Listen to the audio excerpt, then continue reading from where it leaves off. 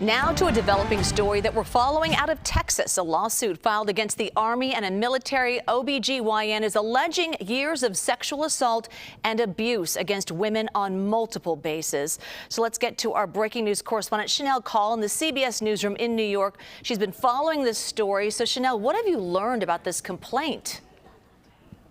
Well, Jules, here is the complaint. It is 13 pages long, and it was filed on behalf of a woman named Jane Doe. Obviously, because of the nature of this lawsuit, her identity here is protected. Now, before I go through the details of this complaint, I just want to warn you and our viewers, some of these details are disturbing. Essentially, Jules, this lawsuit is alleging that Jane Doe suffered sexual violations as well. She was secretly recorded, the lawsuit says, by Dr. Blaine McGraw. This was the Army doctor, the Army gynecologist at Fort Hood. I want to read you part of the complaint here.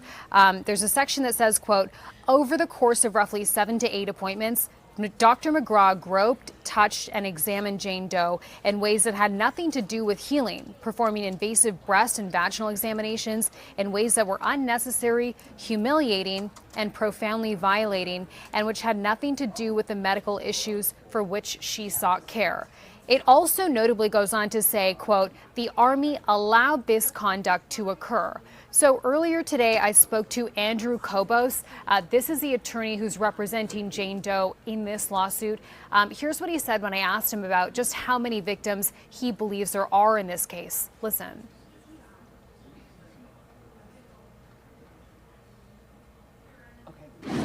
We have filed suit on behalf of one client, and we have named her as a Jane Doe, but we represent well over 50 individuals who are bringing allegations both against this doctor and against the Army for their neglect and their oversight in allowing this to continue. So you believe there are 50 or more women who were impacted by this? I believe that there were hundreds of women, and I know that there are 50 who have come forward to my firm and have sought representation. I know that there's other law firms out there who are representing victims in this case. And I know that there are plenty more who are unaware that this doctor potentially photographed them or that the procedures that he was conducting were outside the bounds of medicine. And so, yes, I believe that this is an extensive case, potentially involving hundreds of victims. And Jules, for its part, Fort Hood is also responding. They put up a statement on their website. I want to show you what that looks like.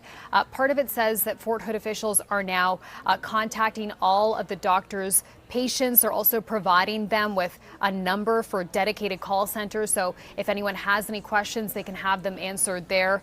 And I also want to mention as well that Kobos is saying that some of these allegations date back to 2021. He also says notably that he's planning to file a second federal claim, this one against the Army. Yeah, it is a disturbing complaint for sure. Shanelle Kaul, thank you for bringing it to light. Appreciate it.